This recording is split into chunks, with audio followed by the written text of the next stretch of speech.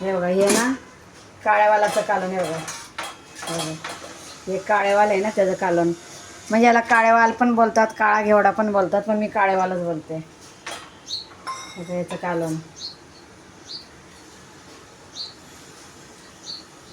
हे खूप छान लागतं, खूप टेस्टी लागतं. ह्याच्यामध्ये बाजरीची भाकरच खायची चुरून. आज मी चपाती केली आहे. हे बघा भात बनवला.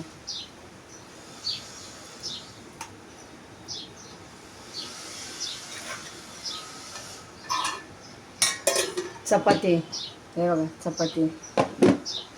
इथे आपण चपाती ठेवूया. हे बघा बटाट्याची भाजी.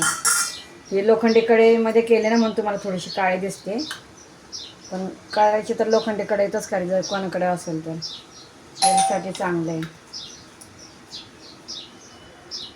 ही बटाट्याची भाजी म्हणजे बटाटे चकत्या.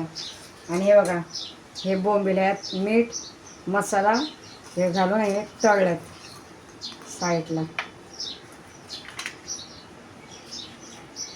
सगळं इथंच ठेवतो, जागा पण नाही, एवढे प्रकार बनवल्यात.